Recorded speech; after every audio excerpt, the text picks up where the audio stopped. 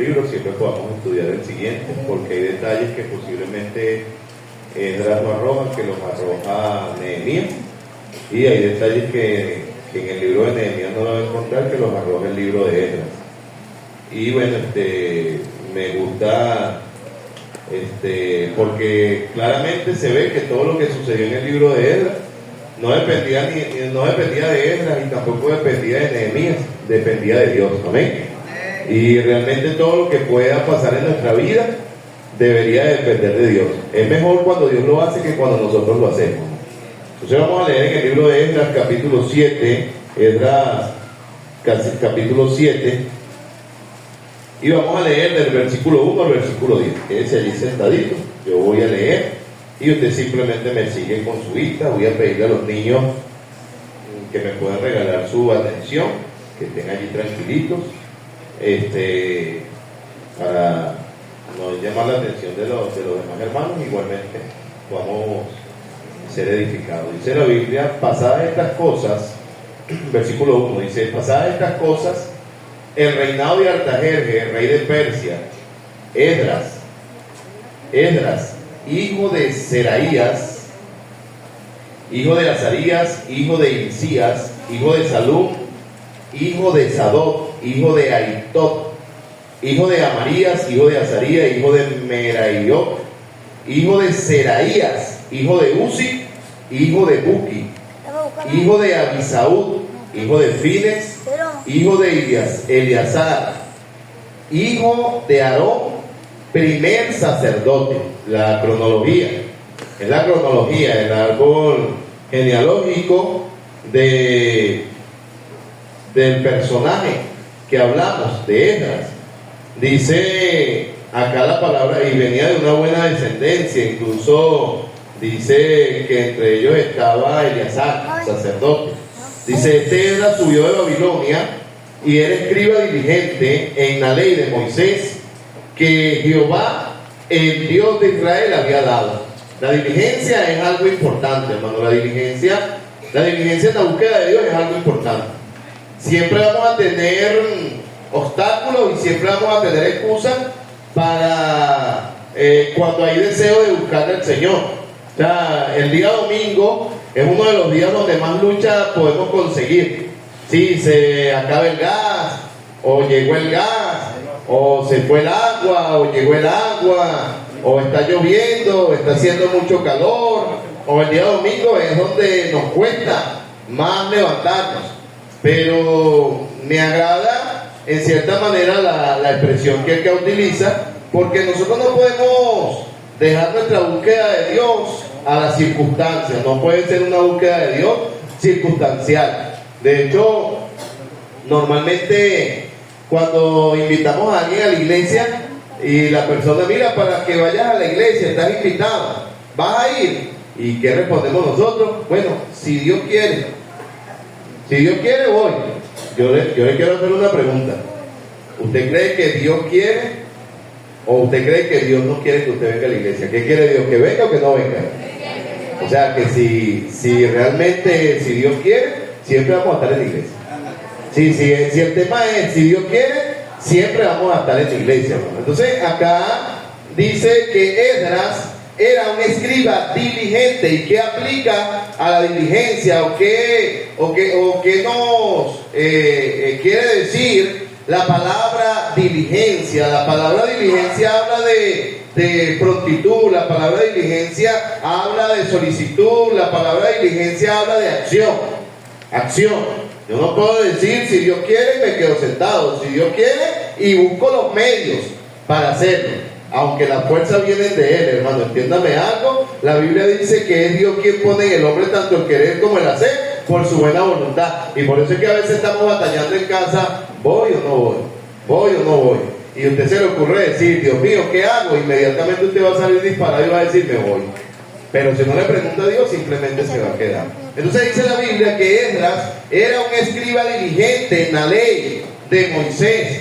Cuando la Biblia se refiere a la ley de Moisés, era la Biblia para ellos en ese tiempo, hermano. Era la Biblia para ellos en ese tiempo. No tenían los 66 libros que nosotros tenemos. La palabra de Dios tiene 66 libros, hermanos, para nosotros. Pero cuando aquí la Biblia está haciendo referencia a la ley de Moisés, eran los primeros 5 libros que nosotros tenemos.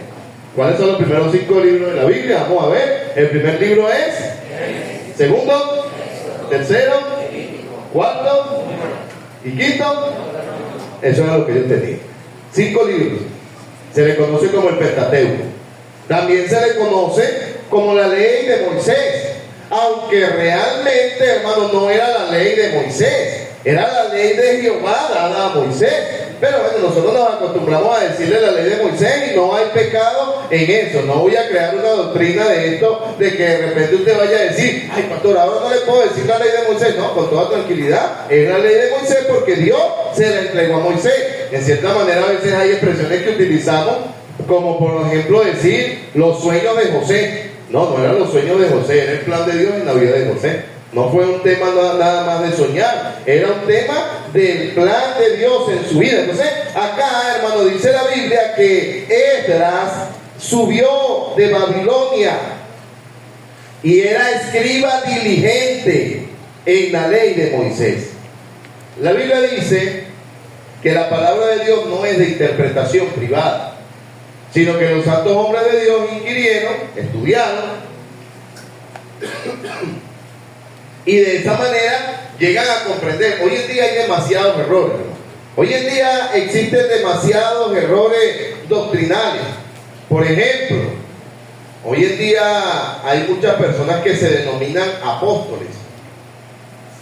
Y es importante que hablemos de este tema, porque hoy en día hay personas que dicen ser apóstoles, si según lo que enseña la palabra de Dios en este tiempo no existe tal llamado. Usted no ha visto por ahí gente que llama, no, el apóstol fulanito. Vamos a ver, ¿quién ha visto por ahí un apóstol? A ver, hay apóstoles en este tiempo, pero no son los apóstoles de Cristo. ¿Qué necesitaba una persona para ser apóstol? ¿Qué necesita una persona para ser apóstol? Vamos a ir al libro de Hechos. Voy a tratar de que usted pueda llevarse algunas cosas importantes en esta mañana, porque yo sé que estamos rodeados de algunas doctrinas peligrosas y de repente piensan que es un asunto de preferencias personales, hermano, y no es un asunto de preferencia personal, es un asunto de orden bíblico. Las cosas en la iglesia deben de hacerse como Dios lo mandó. Amén. Oscar me pegó su toque. Hechos capítulo 1. Hechos capítulo 1, versículo 12. Dice, entonces volvieron de Jerusalén, del monte que se llama el Olivar, el cual está cerca de Jerusalén, camino de un día de reposo. Y entraron, subieron al aposento alto donde moraban, y ahí están unos nombres importantes. Pedro.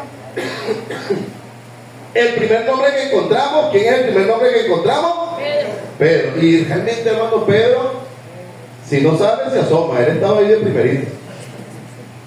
Pedro dice, Jacobo, Juan, Andrés, Felipe, Tomás, Bartolomé, Mateo, Jacobo, hijo de Alfeo, Simón el celote y Judas, hermano de Jacobo. ¿Cuántas personas nombré? A ver, ¿cuántas personas nombré? A ver, rapidito. Por un helado, el que me diga rapidito, ahí prepárenme el helado. Ajá. ¿Quién dijo? Ya va. No. Ajá. 12 dijo hermano. 11 dijo Marita. Se ganó el helado, le manda Marita. A ver, denle un helado, hermano. Tú, dígame el favor. Mi esposa se lo paga. Ella verá cómo. No,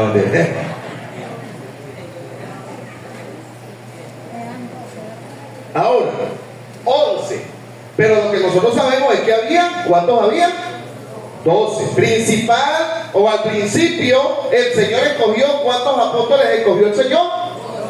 ¿Cuántos apóstoles escogió el Señor? 12. Y hace concordancia con el libro de Apocalipsis cuando habla de los 24 ancianos, 12 patriarcas y 12 apóstoles que llevan su corona delante del Señor. Por eso es que es una herejía intentar decir de que en este tiempo hay más apóstoles, porque entonces ¿en cuál puerta se irán a parar ellos, verdad, hermano Néstor? ¿En qué puerta se pararían por allá ellos? No hay puerta para ellos. Las puertas están contadas con personas exacta que Dios escogió. Entonces, las 11 personas que acabamos de nombrar son 11 apóstoles, porque en ese momento ya Judas había entregado al Señor y Judas había muerto.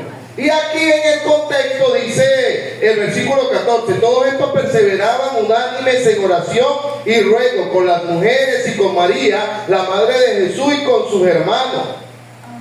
En aquellos días Pedro se levantó en medio de los hermanos, y los reunidos eran como 120 en número, y dijo: varones hermanos, era necesario que se cumpliese la escritura por el Espíritu Santo. Habló antes por boca de David acerca de Judas. Judas era el que nos faltaba, que fue guía de los que prendieron a Jesús, y era contado con nosotros, quiere decir, era uno de los apóstoles, y tenía parte en este ministerio. Este pues, con el salario de su iniquidad, adquirió un campo, y cayendo de cabeza se reventó por la mitad, y todas sus entrañas se derramaron. Así murió Judas. El precio de negar al Señor, el precio de entregar al Señor.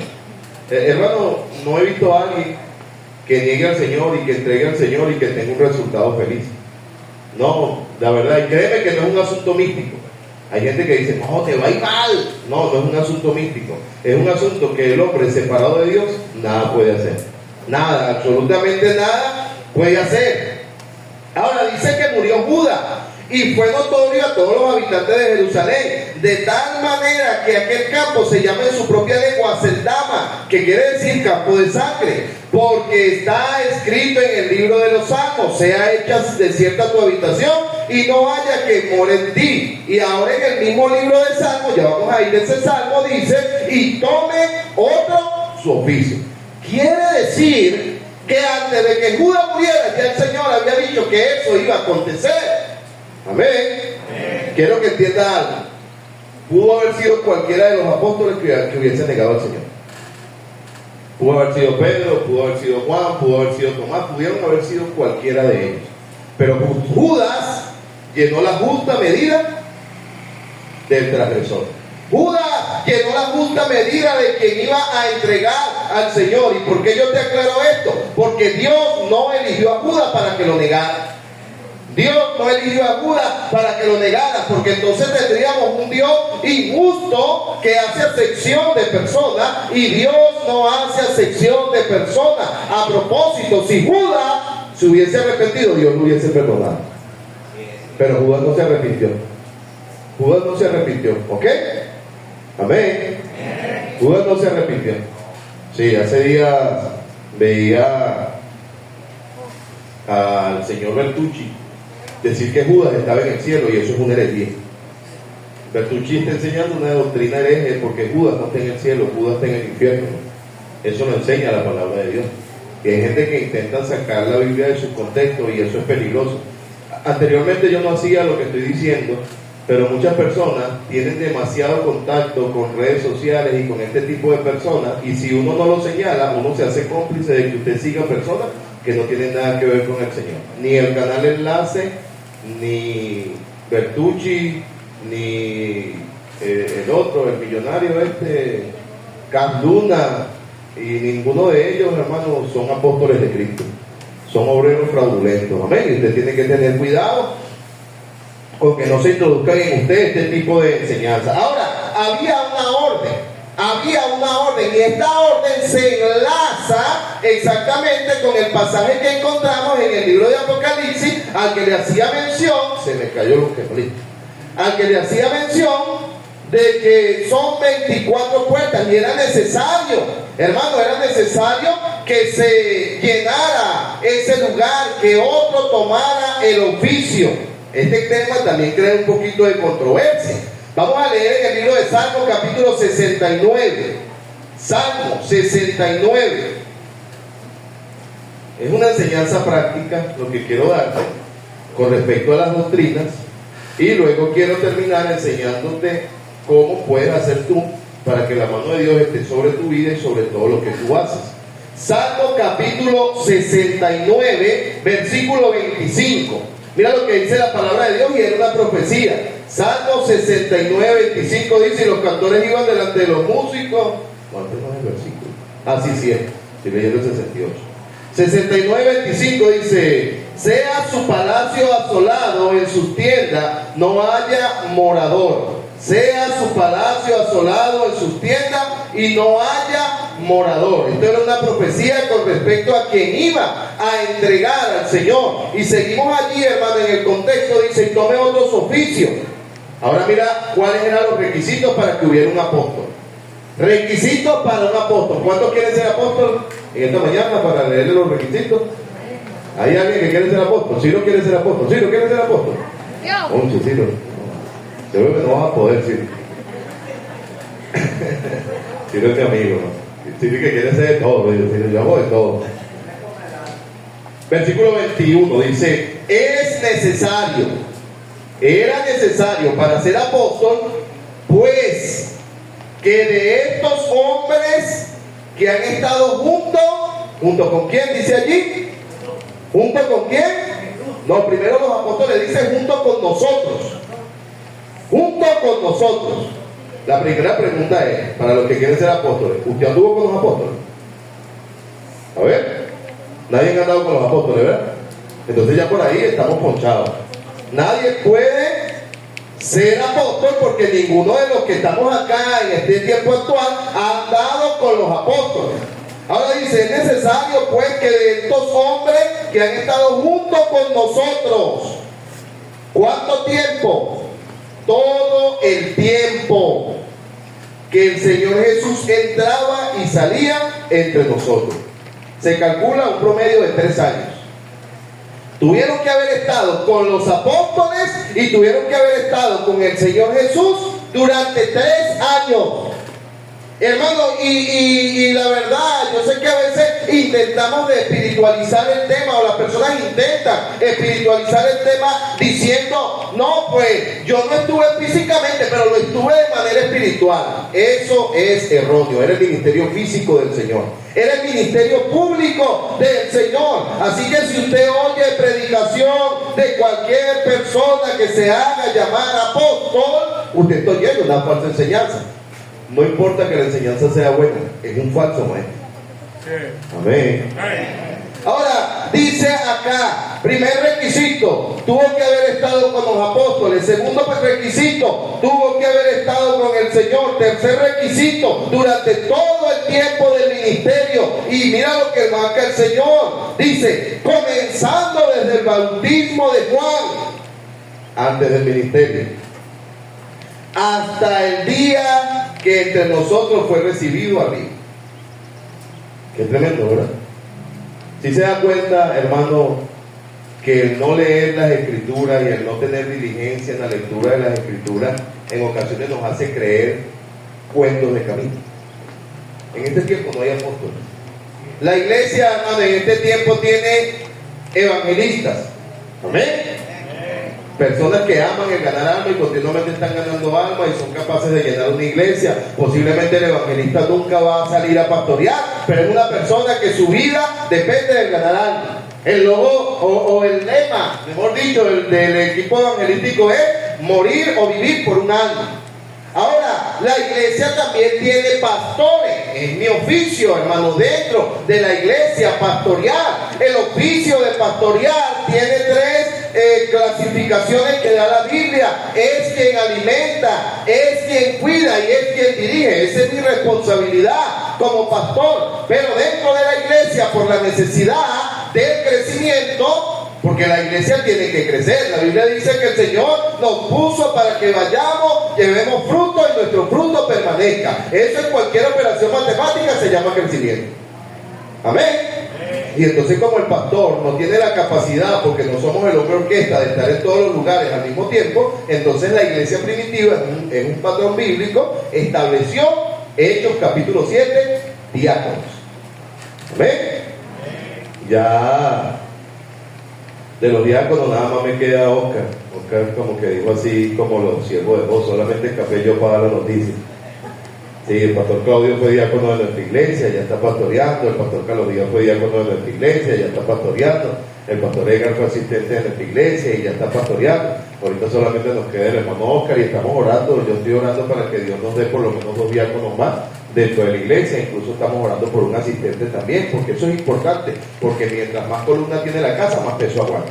Entonces necesitamos establecer líderes dentro de la iglesia, pero dentro de esa estructura no vamos a encontrar que la iglesia va a ordenar apóstoles. No hay apóstoles en este tiempo, amado hermano. No hay apóstoles. Dice acá la palabra de Dios que tenía que haber estado con los discípulos, tenía que haber estado con el Señor por un lapso de tiempo de 3 años, tuvo que estar en el bautismo de Juan y tuvo que haber estado en el momento de la ascensión. Ahora, esto me hace entender que con el Señor no solamente andaban los 12, sino que había otras personas. Y dentro de ese grupo ahí estaba el 12º apóstol. ¿Cómo se llama ese apóstol que tomó el lugar de Judas? ¿Cómo se llama? Matías. No es el apóstol Pablo, es Matías. No es el apóstol Pablo, es Matías. El 12º apóstol es Matías. ¿Por qué, pastor? Porque usted lo diga, no, porque lo dice la Biblia, hermano. Usted lee el contexto y usted va a entender que el 12º apóstol es Matías. El apostolado del apóstol Pablo fue un apostolado especial, ¿verdad, hermano Félix? Sí, entonces allí, hermano, encontramos exactamente la necesidad, hermano, de estudiar la palabra de Dios. Y era exactamente lo que hacía Esdras. Era exactamente lo que hacía el escriba Esdras. Era diligente. Ahora te voy a hacer una pregunta. ¿Con cuánta continuidad, prontitud o diligencia lees tu Biblia? A ver. Pastor, yo leo como un capítulo a la semana. Pues, hermano, yo no creo que dependa tanto de la cantidad como del tiempo de devoción.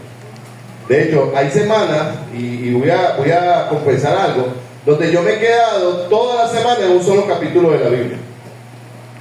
Y lo leo, y lo releo, y lo estudio, y lo reestudio, y le saco, y le sigo sacando, y se me va 1 día, 2 días, 3 días, y estoy encajado ahí. Obviamente voy a hago concordancia, reviso otros pasajes. Por lo menos ahorita estoy estudiando una palabra, y en esa palabra llevo por lo menos 3 días. La expresión en el nombre de Jehová, en el nombre de Jesús o en el nombre de Dios. Se repite en la Biblia más de 10.000 veces esa expresión. Más de 10.000 veces. Y habla de la autoridad de Jehová en el Antiguo Testamento, pero igualmente crea un enlace de que el Jehová del Antiguo Testamento es el mismo Jesús del Nuevo Testamento y sigue siendo el mismo Dios. Autoridad, hermano, y simplemente estoy analizando los textos que dicen en el nombre de Jesús. Lea el libro de Salmos para que usted vea cuántas veces lo va a encontrar. Lea el libro de Hechos para que usted vea cuántas veces lo va a encontrar. De hecho, la comisión que nosotros practicamos, Mateo 28, 19 dice: por tanto, id y haced discípulos a todas las naciones, bautizándolos en el ¿qué? Nombre del Padre, del Hijo y del Espíritu Santo. No hay otro nombre que tenga más poder bajo esta tierra que el nombre de Jesús. Amén. No hay otro nombre que tenga más poder, hermano, en este mundo que el nombre de nuestro Señor. Y ahora dice acá la Biblia, volvemos a Esdras, capítulo 7, no he entrado en el tema. Esdras subió de Babilonia, era escriba diligente en la ley de Moisés, que Jehová, Dios de Israel, le había dado, y le concedió el rey todo lo que pidió, porque la mano de Jehová, su Dios, estaba sobre Esdras. Óigame, hermano, usted puede estar apadrinado con quien sea, pero nadie tiene más beneficio que aquel de quien Dios cuida. La Biblia dice que las puertas a Esdras se le abrían en su vida porque la mano de Dios estaba con él. Y a veces tomamos tan en poco que sea Dios dirigiendo nuestros pasos. Y a veces llegamos a ser engañados por nosotros mismos pensando que lo que Dios no haga lo voy a hacer yo. Y perdemos un gran beneficio. Dice que el rey le había dado todo lo que él pedía. Le concedió el rey todo lo que pidió. el rey le concedía a Esdras todo lo que pidió. Y cuando estamos hablando de este rey, estamos hablando de un hombre. Él iba y pedía, pero yo estoy seguro, hermano, estoy convencido que antes de Esdras ir a pedirle al rey, ¿tú sabes lo que hacía? Oraba. Señor, voy a ir al rey. Y tú sabes lo que necesitamos. Yo no puedo mover el corazón de este rey, Señor, pero tú sí. Y todo lo que Esdras pedía, el rey se lo daba. Todo lo que Esdras pedía, el rey se lo daba. Óigame, amado hermano, pedir sin la dirección de Dios trae frustración, trae tristeza, trae desánimo, trae problemas. Pero cuando tú pones tus peticiones delante de Dios, antes que tú pidas, ya la respuesta llegó. Amén. Usted como que no cree que la oración tiene poder, porque lo que yo te estoy diciendo es la clave para que tú puedas lograr eso que por tanto tiempo te ha restado la paz. Y subieron con él a Jerusalén algunos de los hijos de Israel y de los sacerdotes, levitas, cantores, porteros, sirvientes del templo, en el 7º año del rey Artajerjes. Verso 8. Y llegó a Jerusalén en el mes 5º del año 7º, versículo 9. Porque el día 1 del mes fue el principio de la partida de Babilonia, y al principio del mes 5º llegó a Jerusalén estando con él. ¿Qué dice ahí la palabra de Dios? Estando con él. ¿Estando con él qué? La buena mano de Dios. Estaba con él la buena mano de Dios. Hermano, si usted lee en este versículo 6 dice: este Esdras subió de Babilonia. Subió, él salió a Babilonia. Pero cuando usted llega al versículo 9, ahora está viendo Esdras llegar a donde él iba. Él llegó a donde él quería ir. ¿Tú sabes qué cosa trae satisfacción a la vida? Lograr las metas que tú has planificado. Amén. Hermano Oscar, ¿cuántas te has planificado, verdad? Ahora voy a sacar este título, ¿y qué se siente tan bonito cuando lograste lo que querías, verdad, hermano Oscar?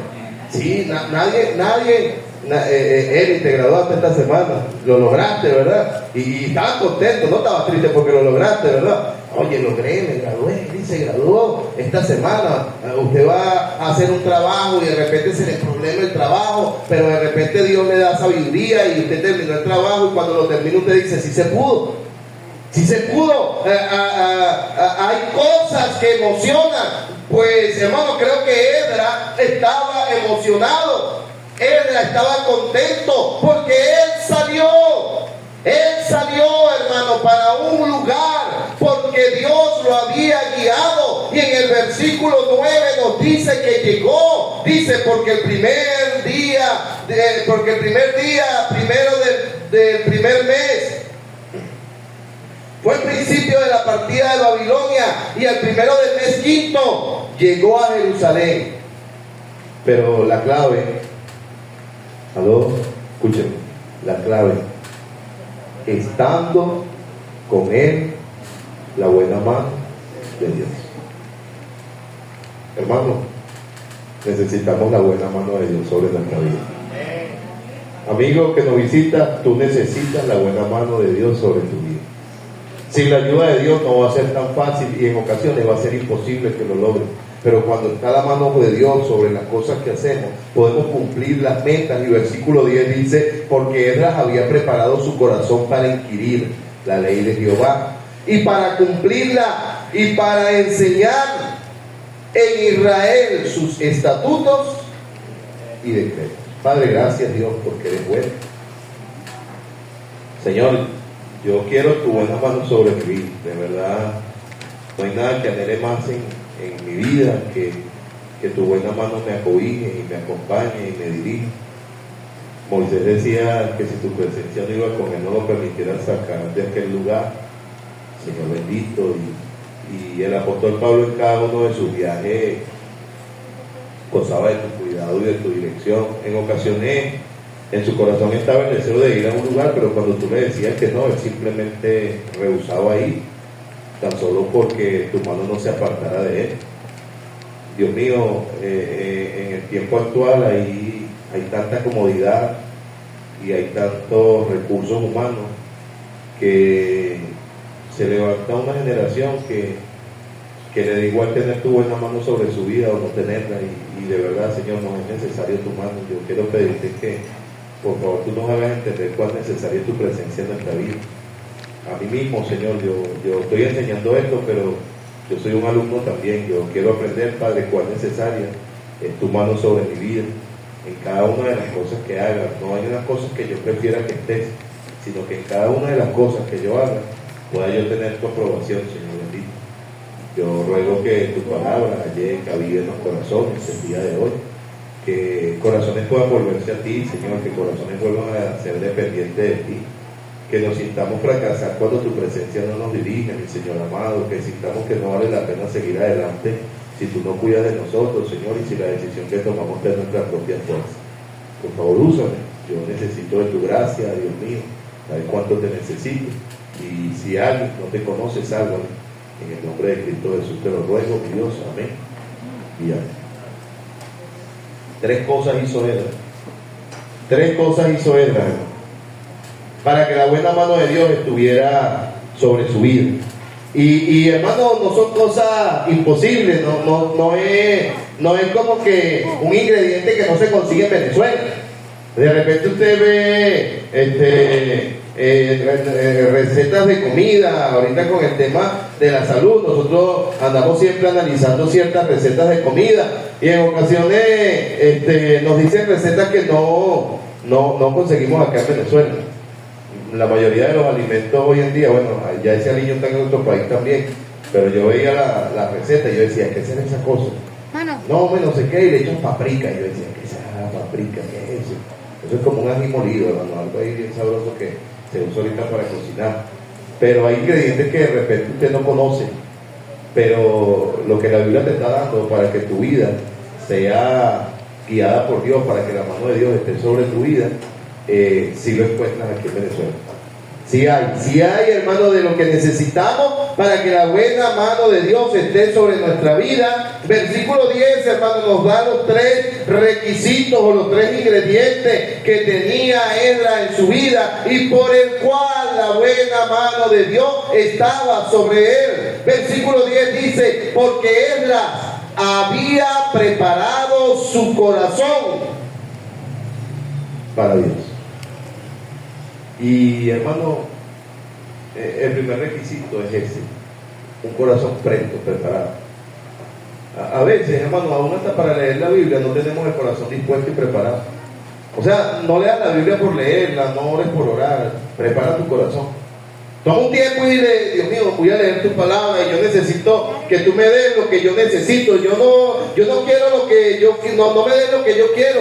Dame lo que necesito. Cuando viene a la iglesia, hermano, no venga en son de espectador o en son de crítico, a ver si funciona o si no funciona, a ver si el trazo es el que debería de ser trazado, el que no, o simplemente decir, no, pues ya yo me sabía ese mensaje. Oiga, aún cuando una persona predica el mismo mensaje por 20 o por 30 veces, sigue siendo la palabra de Dios que se renueva de día en día. Y la palabra de Dios dice, hermano, que ella se renueva para nosotros cada mañana.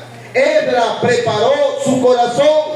Esdras tenía un corazón presto, Esdras tenía un corazón dispuesto, Esdras tenía un corazón abonado para que la palabra de Dios cumpliera efecto en su vida.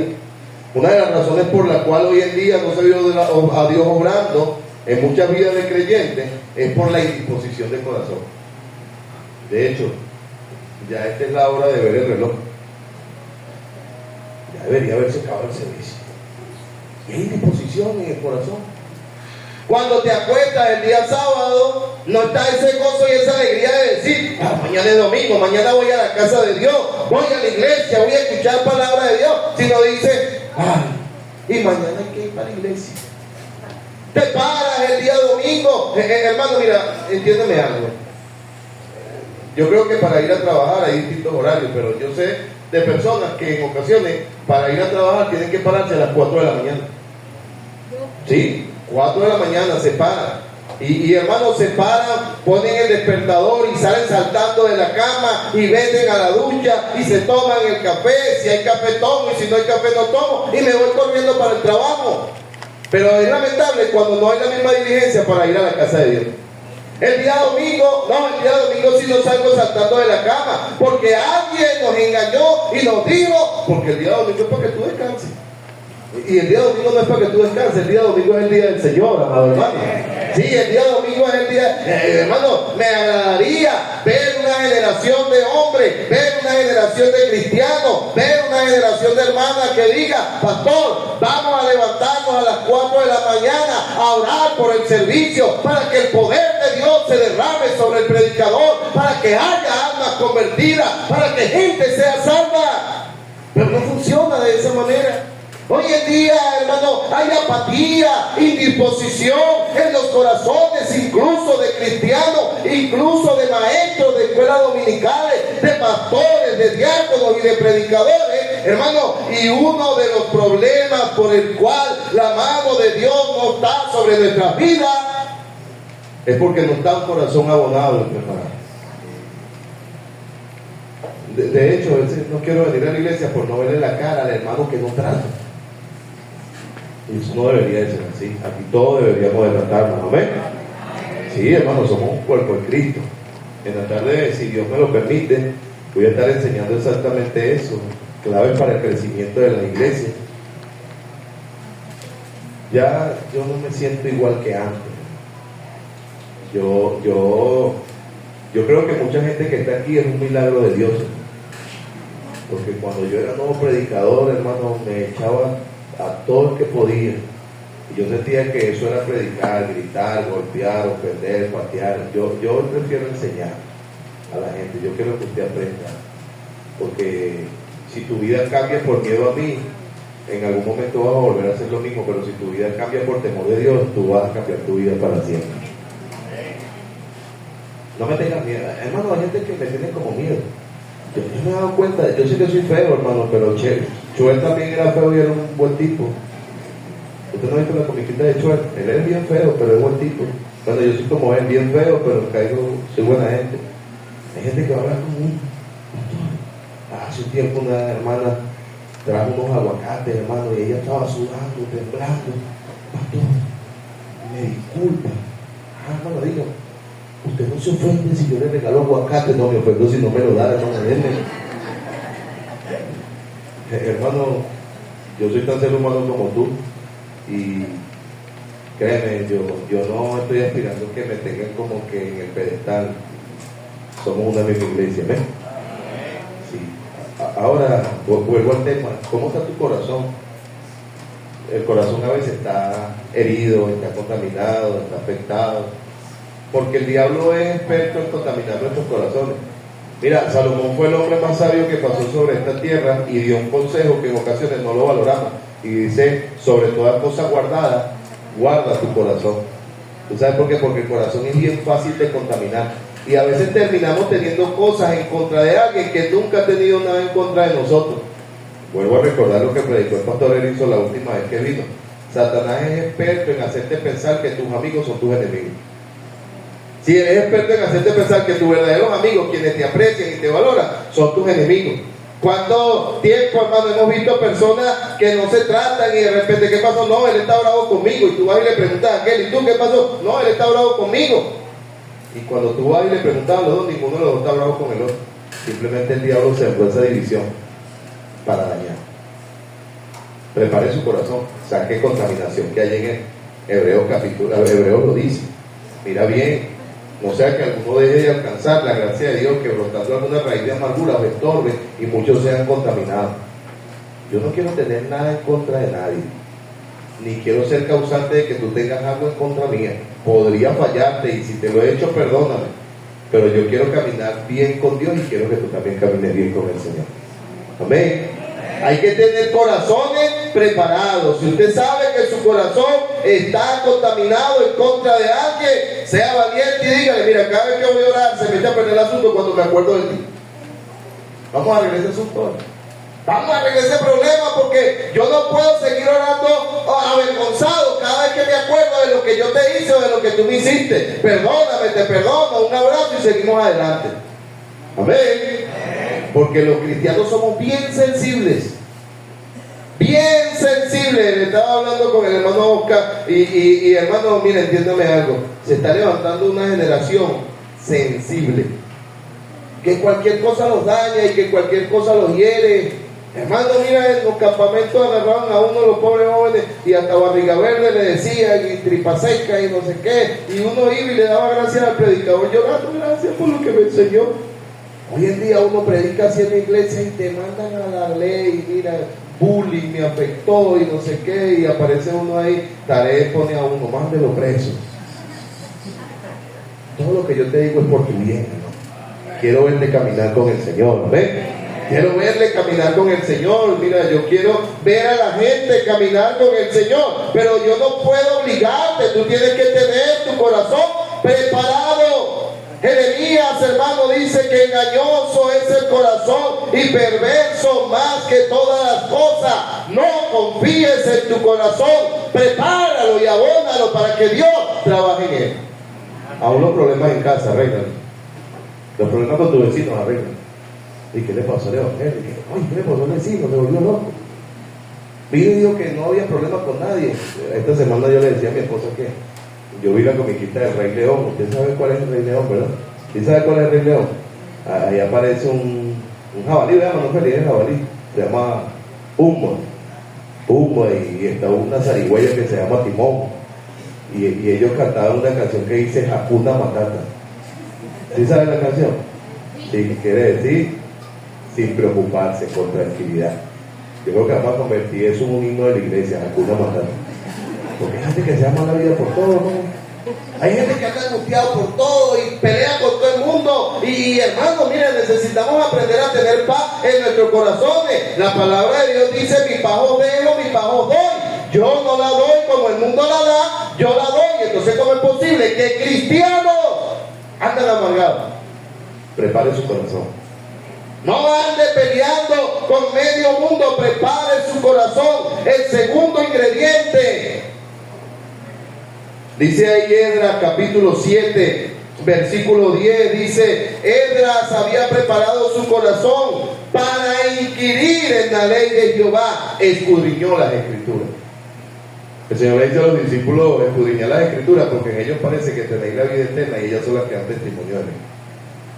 Deja de estar leyendo libros raros. Anteriormente salió un libro que se llamaba La culpa es de la vaca. Ahora salió uno que se llama La culpa no es de la vaca.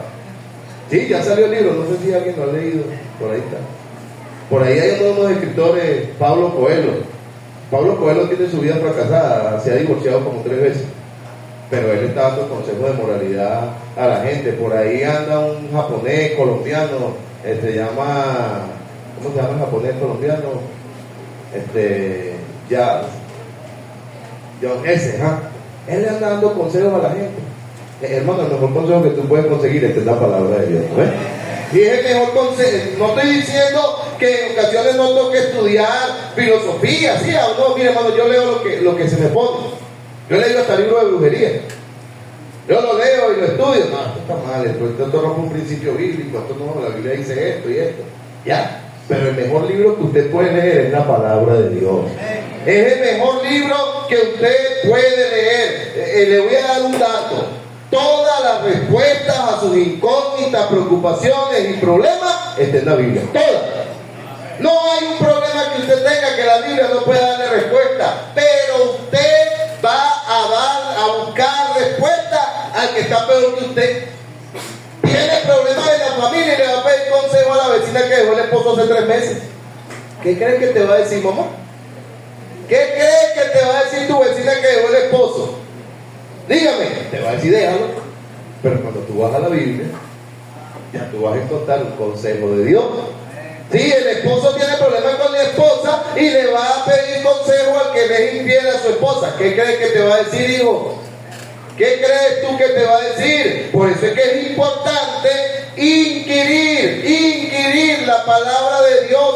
La palabra inquirir significa seguir las pisadas, frecuentar o escudriñar escudriñar, meditar, escudriñar. Usted sabe lo que es escudriñar, estudiar la Biblia. No es solamente leerla por leerla, es tomar un detalle de cada palabra. Mire, usted agarra un versículo. ¿Cómo yo lo hago? Le voy a explicar cómo yo lo hago. Usted agarra un versículo y tengo un diccionario a la mano. Hoy tenemos una herramienta importante, bueno, el teléfono, de repente usted agarra y pone ahí su diccionario. Y usted pone, por ejemplo, vamos a leer aquí un versículo. Ese versículo que estamos leyendo, versículo 10. 7, versículo 10 dice, porque Esdras había preparado, palabra preparado, vamos a ver qué significa preparado, un diccionario, preparado,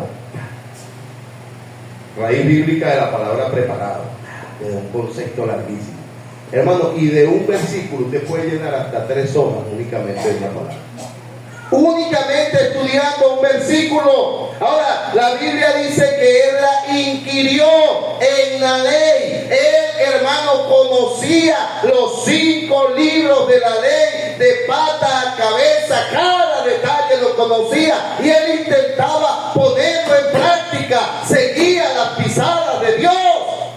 Y por esa razón Esdras tenía la mano de Dios sobre su vida. Tercer consejo, vamos a terminar porque yo sé que usted tiene hambre, yo también. Dice que él inquiría la ley de Jehová para cumplirla, pero la segunda parte dice, y para enseñarla en Israel, sus estatutos y decretos. El último consejo que te voy a dar es, lo que tú estudias de la Biblia y lo aprendas, trata de enseñárselo a otros. No seas egoísta. No, yo sé bastante. Tú sabes bastante, bueno, enseñarle a otro. No, yo no le enseño nada, que tú no sabes nada. Eso es como a un hermano hace tiempo, el hermano Oscar siempre pone este ejemplo, decía, nosotros estábamos haciendo un trabajo aquí en la iglesia, por cierto, esa fue la primera placa que bajo el ministerio se hizo, ese ahí donde ustedes están ahorita pisando, eso era un techo que se caía haciendo aguas. Cuando nosotros recibimos la iglesia para pastorearlo, usted abría la puerta y se caían los pedazos de cemento y decidimos tumbar ese techo, hicimos esa partecita allí y estábamos haciendo eso y el hermano aparecía con 1 metro así en la cintura silbando y decía, eso no se hace así. Y bueno, uno, ok hermano, ¿y cómo se hace? No sé, pero no se hace así. Hay gente que sabe tanto que no sabe nada. Hay gente que sabe mucho y no sabe nada. El que sabe tiene que tener disposición de enseñar a otro. Sí, tiene que tener la disposición de enseñar a otro. Y era lo que Esdras hacía. Esdras preparó su corazón. Esdras inquirió en la ley del Señor. Pero Esdras le enseñaba a otras personas. Hermano, yo anteriormente a todos los quería enseñar y yo sigo teniendo la misma intención de enseñar, pero lo único que ahora hago es enseñar a quien yo veo que tiene interés de aprender. Yo invertí mucho tiempo, o déjeme decirlo de la manera clara, yo perdí mucho tiempo intentando enseñar a gente que no tenía la disposición de aprender. Entonces yo hoy en día ya decido cuáles son las peleas que yo voy a pelear, y si yo veo que una persona se muestra con interés, el pastor Emanuel con todo y que es pastor todavía, ya hermano, está en el ministerio, y el pastor Emanuel, justamente esta semana yo le decía, oye hijo, eres uno de los pocos pastores a los que le doy un consejo y hace exactamente lo que yo le digo, y él me dice, y me ha funcionado, pastor. Me dijo, hay cosas que usted me ha dicho que a mí no me parecen, pero como yo le dije a Dios que me guiara a través de usted, lo hago y me funciona. Sí, hermano, y hoy en día hay cristianos que piden opinión, pero piden opinión es nada más para saber si tu opinión es igual a mi consejo, a mi opinión. Y si la opinión que le pedí al pastor, aunque se la pedí en consejo, pastor, yo necesito que me aconseje, tengo que tomar una decisión. Y uno se lanza su mejor discurso, base bíblica, le explica los pros, los contras, y de repente uno va y ve que el hermano hace todo lo contrario. No. Hermano, yo hay gente a la que últimamente le he dicho, no me hagas perder mi tiempo. Te lo he dicho a personas, no me hagas perder el tiempo. Pastor, ¿y por qué dice eso? Porque yo te he dado consejo a ti, has hecho lo que te ha dado la gana, entonces no me hagas perder mi tiempo. Sencillo, no me hagas perder tiempo. Cuando tú tengas la disposición de obedecer, Tú vienes y me dices y yo te digo lo que quieres hacer. Hermano, porque hoy en día el hombre se ha hecho sabio en su propia opinión y no quiere consejo de nadie. Hermano, yo pido consejos, ¿sabes? Yo tengo viejos y pastores, quizás no tan viejos, pero que los considero maestros, a los que yo tengo la libertad de que cuando voy a tomar una decisión los llamo. Hombre, voy a tomar una decisión, tengo esto y esto así, esta propuesta, ¿qué te parece? Y oigo las opiniones. De aquí de la iglesia, normalmente, de acuerdo a lo que vaya a hacer, si es mecánica o si es construcción, o incluso cuando es una decisión del ministerio, hay hermanos que claramente saben que me les acercan y dicen, bueno, ¿qué te parece esto? Y los hermanos me dan su opinión y su punto de vista. Hermanos, y muchas de las opiniones de los hermanos han sido contrarios a lo que yo pensaba hacer, pero cuando lo hago de la manera que me aconsejaron, me funciona. Hermano, Esdras hizo 3 cosas. Esdras preparó su corazón. Hermano, los corazones de los cristianos hoy en día tan duros, hermano. Yo estaba escuchando la historia de estos soldados que contaba el hermano Oscar y mi corazón se quebrantaba, ¿no? Pero hay gente que escuchó esa historia como un cuento. Cuando yo estaba predicando nuevo pastor, uno hace cosas bien raras. Y yo fui a predicar un funeral, ¿no? Y yo le empecé a leer la Biblia a un hombre y me dije que esa historieta yo me la sé. Y a mí esa palabra me ofendió, hermano. Y yo le dije, no le digas a la Biblia historieta, no sé qué, y lo exhorté bien fuerte. Hoy no, ya yo entiendo que hay personas que dicen este tipo de cosas y me quedo tranquilo. Pero hay gente que cree que la Biblia es un libro de historietas. Y hermano, todo lo que la Biblia dice ha pasado. Y si tú lo practicas va a funcionar en tu vida. Prepara tu corazón. Estudia la palabra de Dios. Y una vez que consiga la solución, dásela a otro, porque posiblemente otro está pasando por el problema que tú estás pasando. Padre nuestro que estás en los cielos, Señor. Dios mío, Esdras dice tu palabra que